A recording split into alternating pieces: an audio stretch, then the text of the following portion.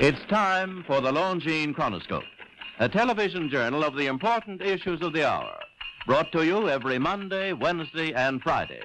A presentation of the Longines Whitnor Watch Company, maker of Longines, the world's most honored watch, and Whitnor, distinguished companion to the world-honored Longines.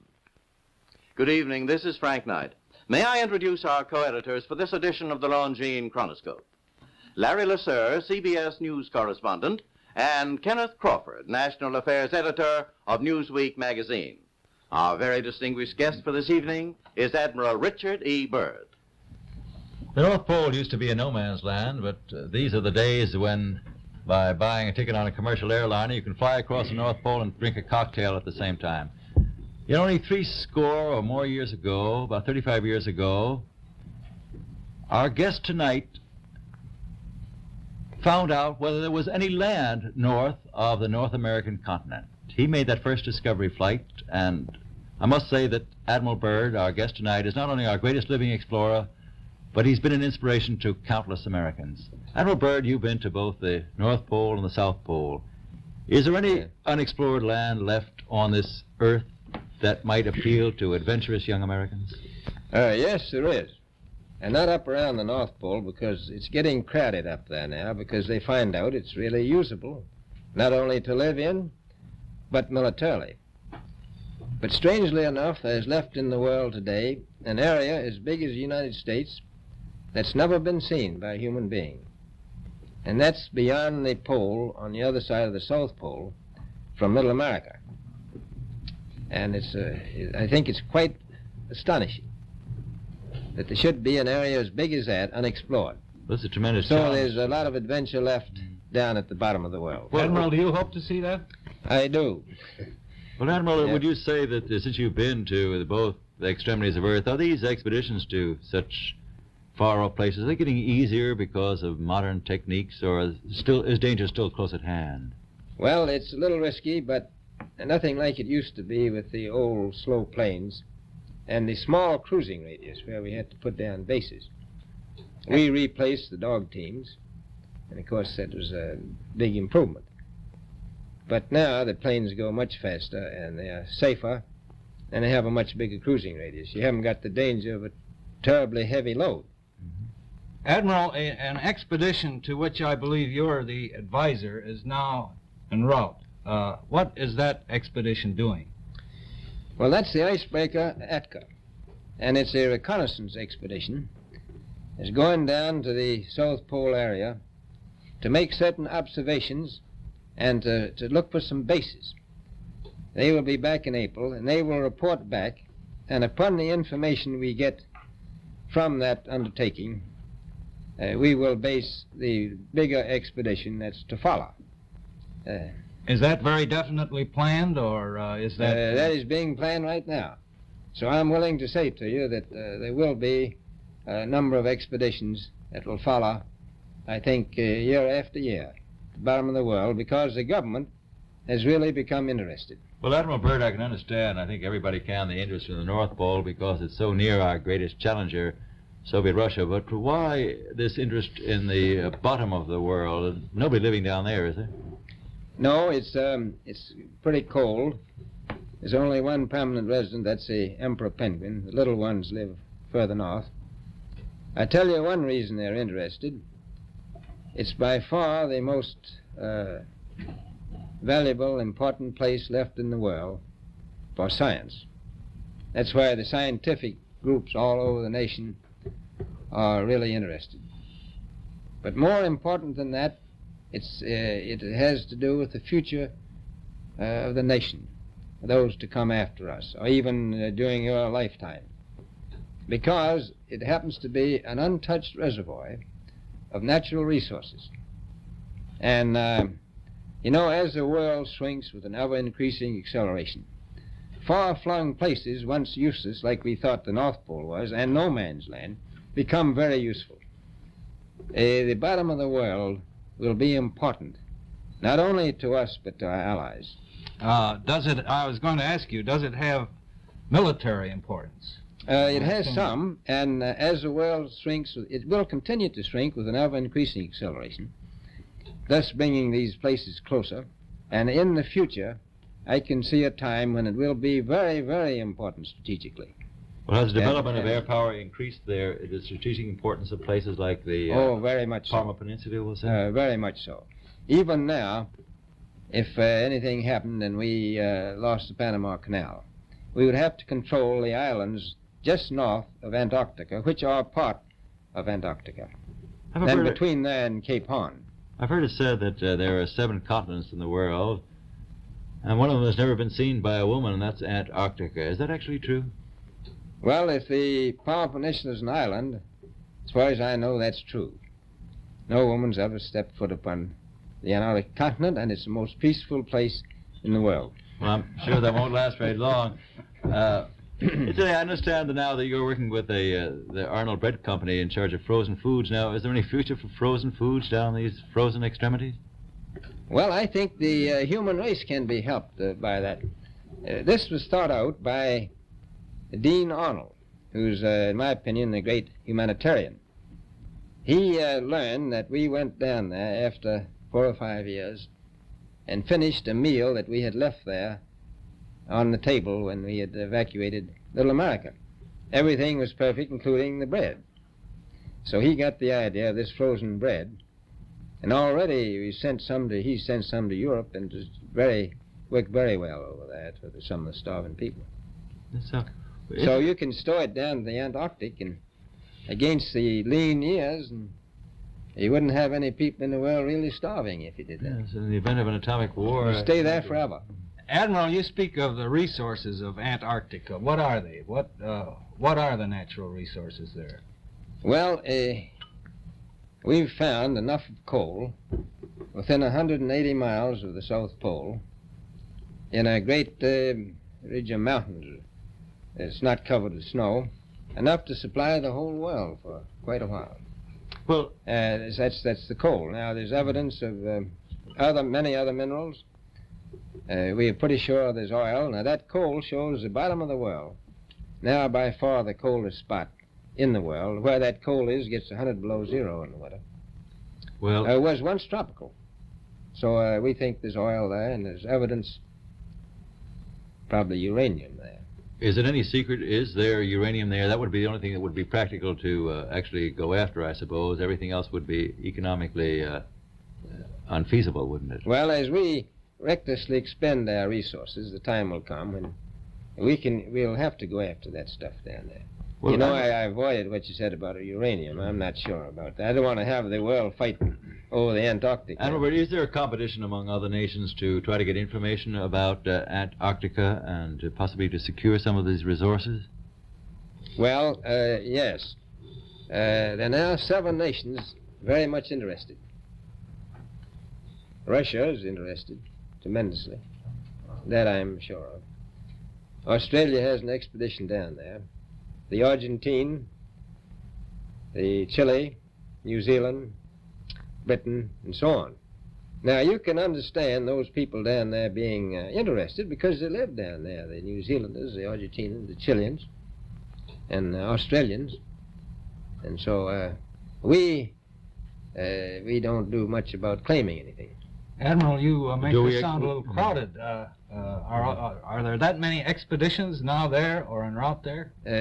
Well, you know, as I said, it's the most peaceful place in the world, but I don't think it will be for long because of this intense interest on the part of other nations and this nation.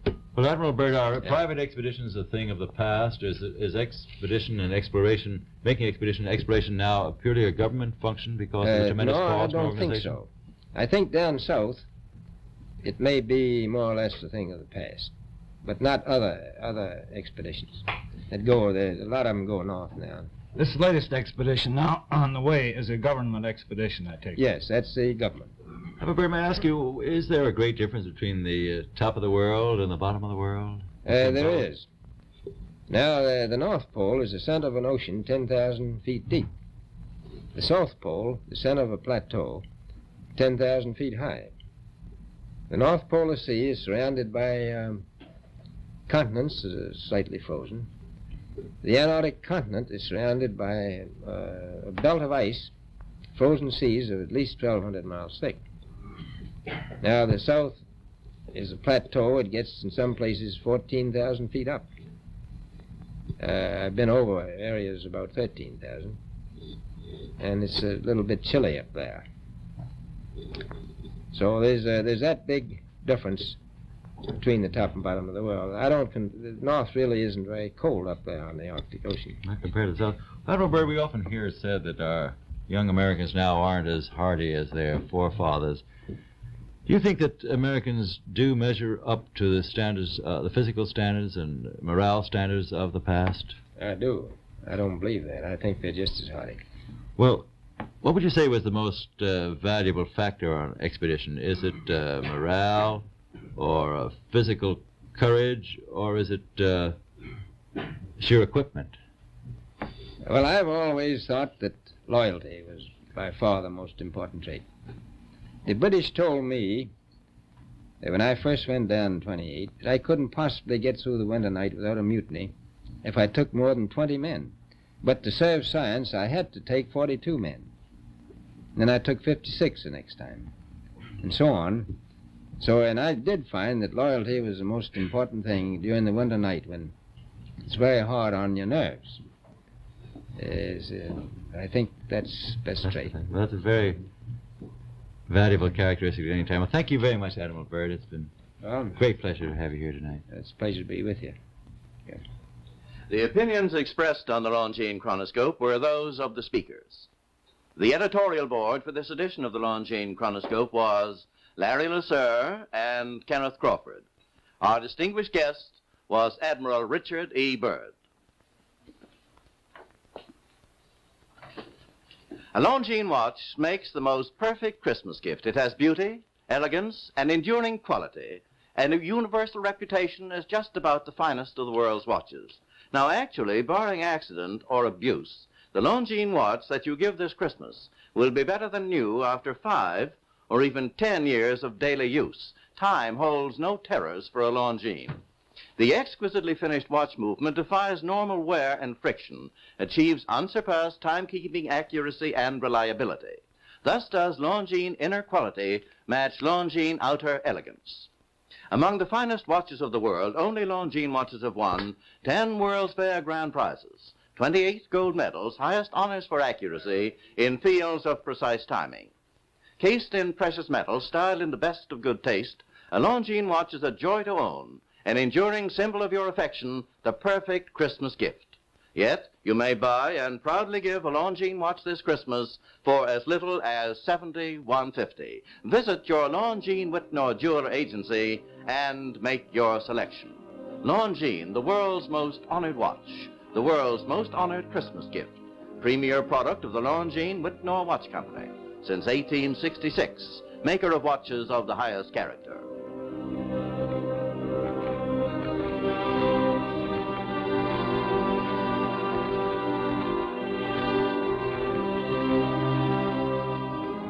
We invite you to join us every Monday, Wednesday, and Friday evening at this same time for the Longines Chronoscope, a television journal of the important issues of the hour, broadcast on behalf of Longines, the world's most honored watch, and Whitnor, distinguished companion to the world-honored Longines.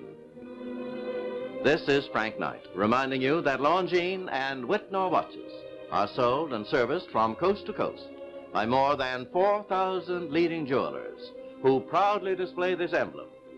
Agency for Longines Whitnor watches.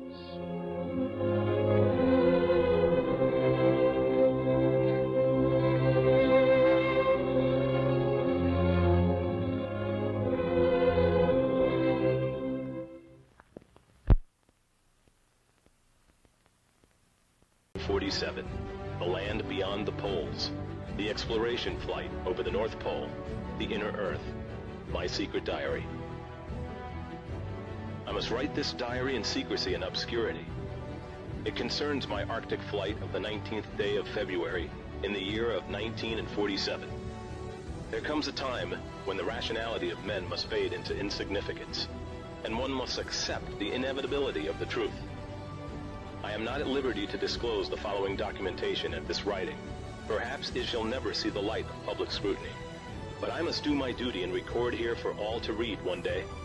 In a world of greed and exploitation of certain of mankind, one can no longer suppress that which is truth. Flight log, Base Camp, Arctic. February 19th, 1947. 0600 hours.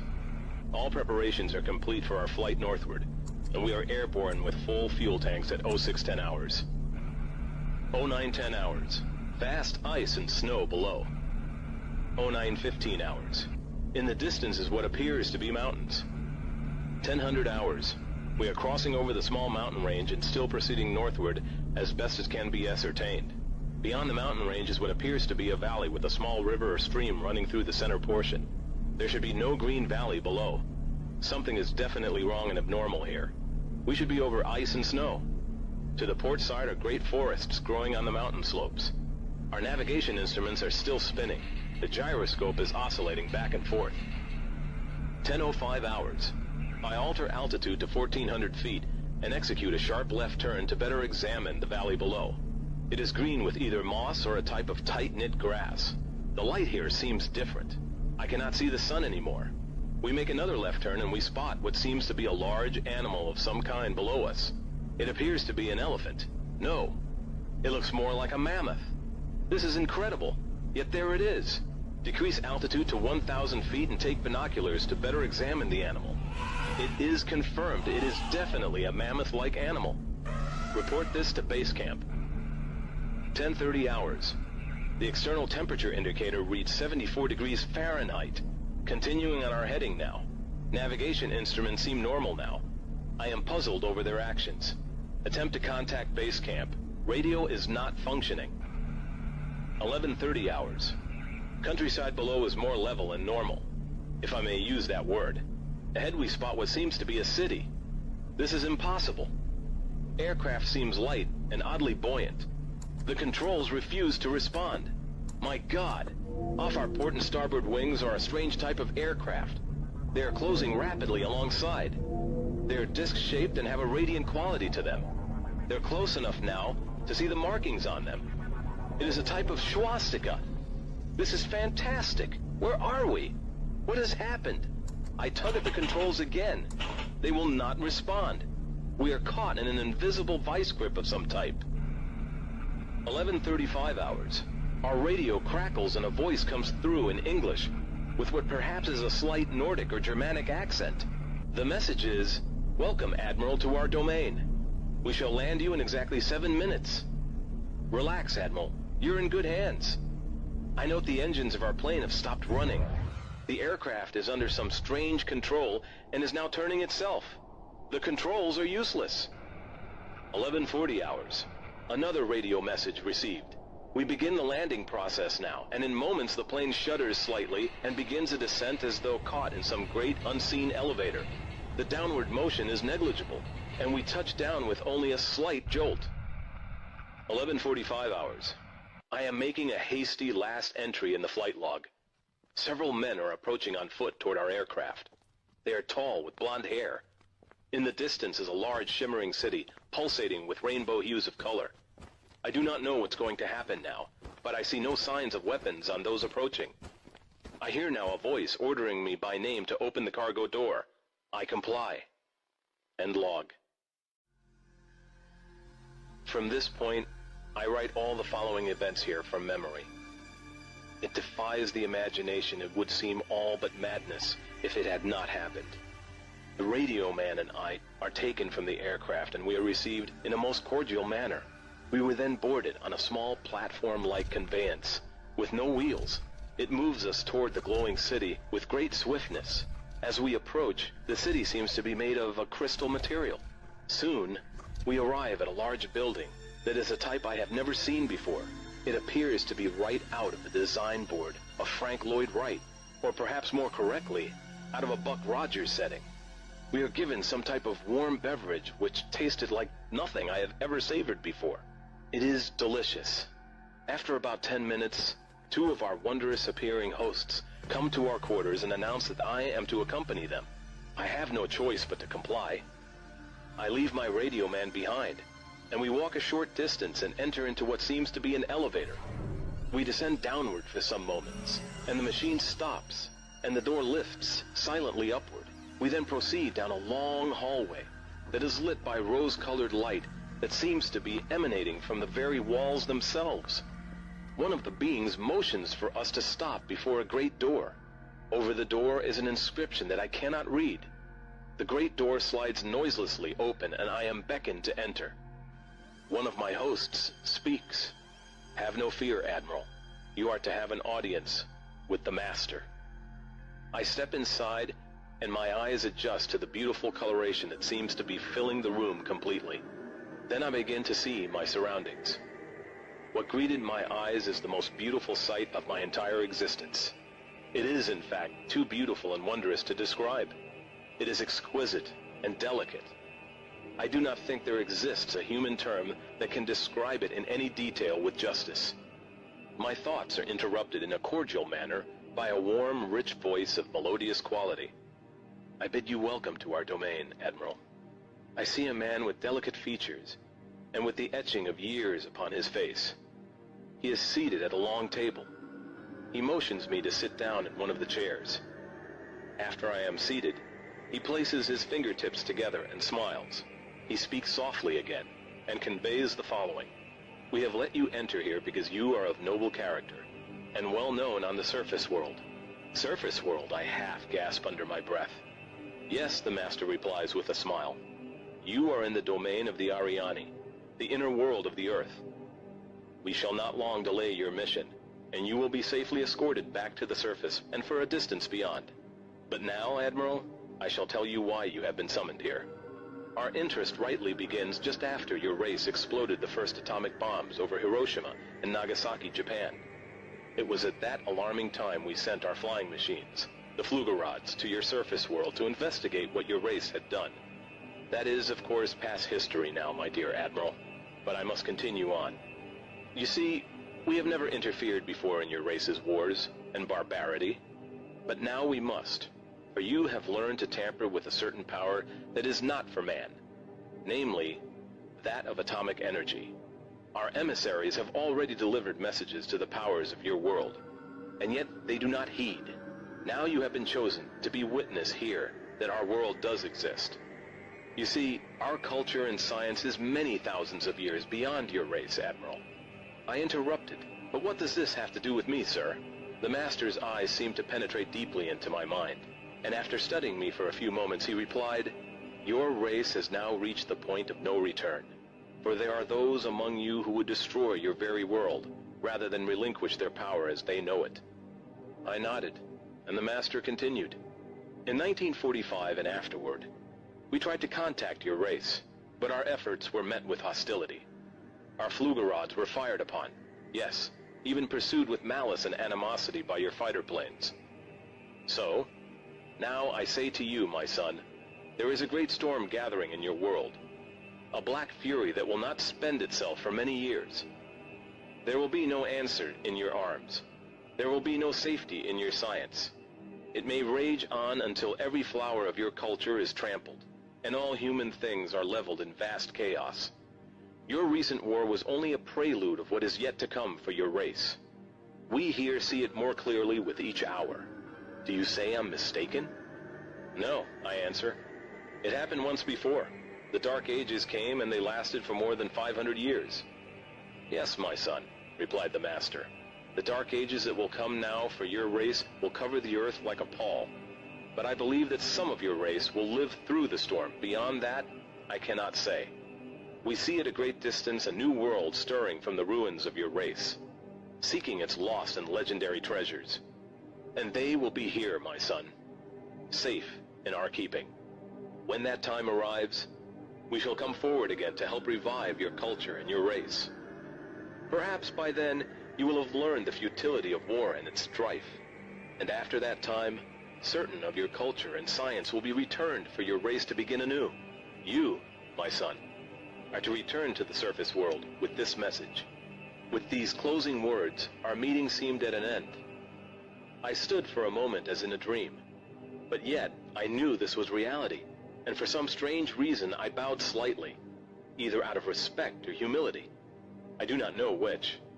Suddenly I was again aware that the two beautiful hosts who had brought me here were again at my side. "This way, Admiral," motioned one. I turned once more before leaving and looked back toward the master. A gentle smile was etched on his delicate and ancient face. "Farewell, my son," he spoke. Then he gestured with a lovely, slender hand motion of peace, and our meeting was truly ended.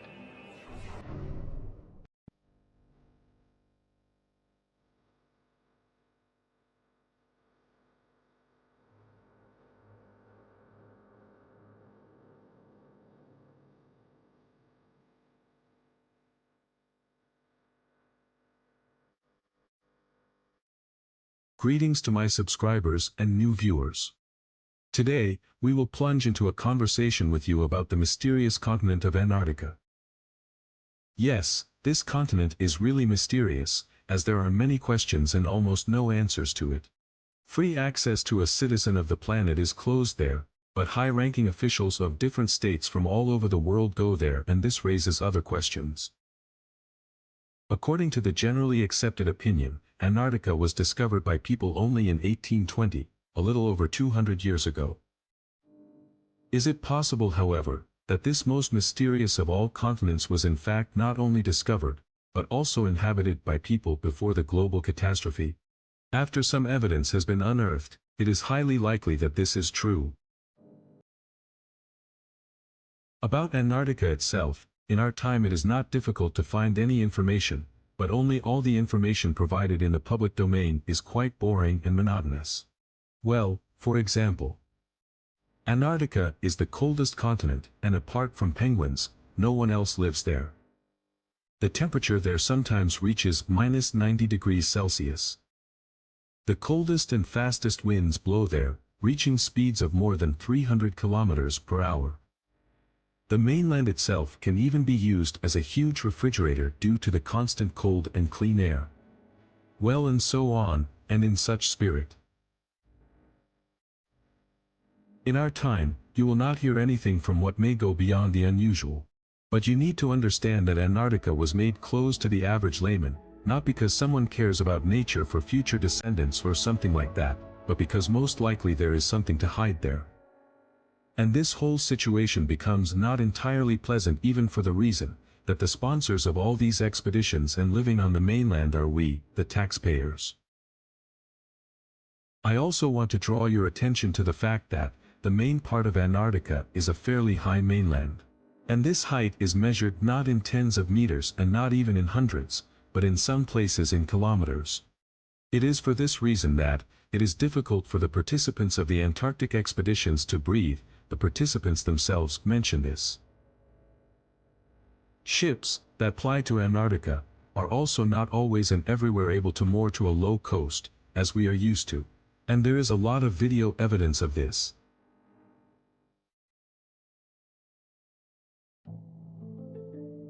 On official Google Maps, Antarctica as a continent looks like a boring and dull mainland. You look at the map from the application, and apart from lack of interest and boredom, nothing appears. But if you start to study it even in the form in which the mainland is shown, then you will have a lot of unanswered questions. Selectively moving the cursor over the territory of the mainland, the heights of the continent are impressive, which we are not used to when visiting popular places on our Earth. And this is one of the first things that catches your eye. For example, let's take as a reference point already familiar to us from the previous story about a giant underwater wall, the American polar station McMurdo. It is clearly seen that the station is located at a height of 150 meters from the ocean level, and this is almost at the edge of the coast. But further down the slope, the adjacent mountain goes up to 1.5 kilometers. In fact, this is quite high, only Google Maps do not let you realize this.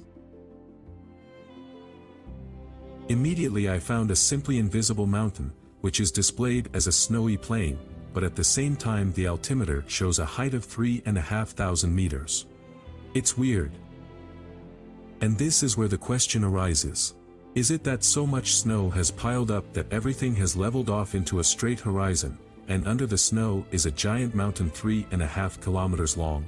Or maybe something is hidden here from prying eyes by covering it with a picture with a horizontal plane, but at the same time leaving points of reference heights. Well, the Titan pictures in a common center, not reflecting the reality of events, cannot leave indifferent and inquisitive mind. Looks quite strange and unnatural.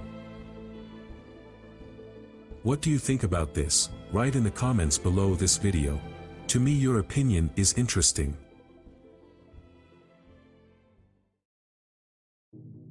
Recently, I managed to get some interesting material regarding Antarctica, and as I mentioned in one of the previous video stories, I want to share with you the information received.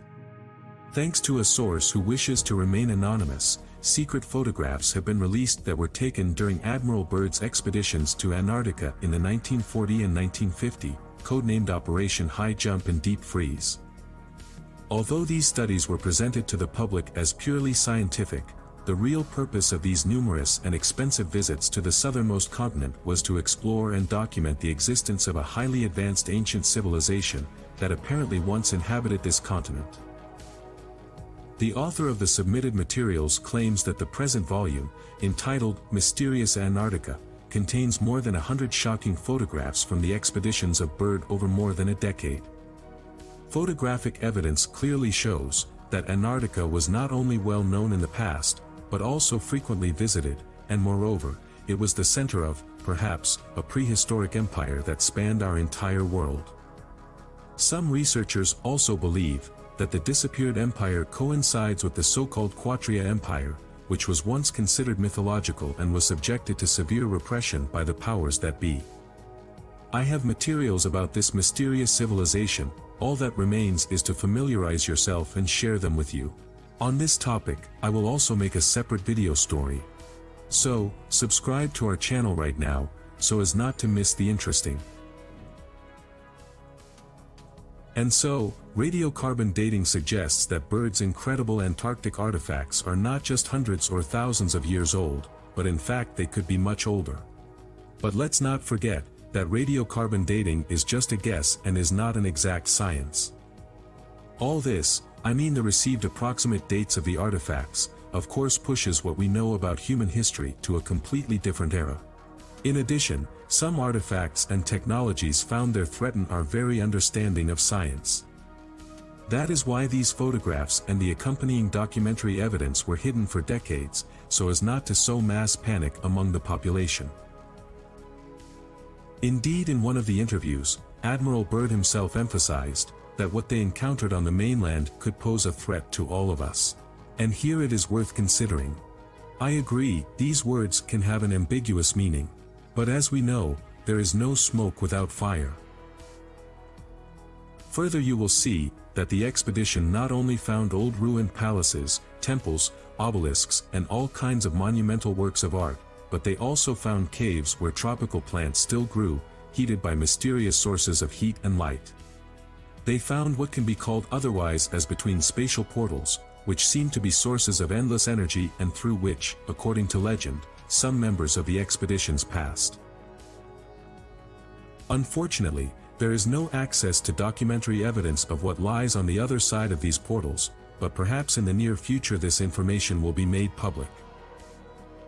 Although the history of human colonization of Antarctica is controversial, the fact remains.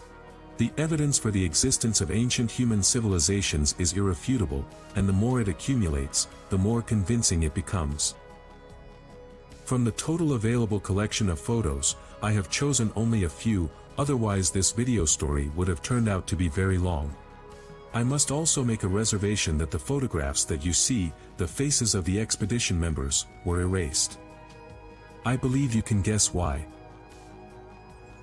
In the first part, we will get acquainted with the found ruins.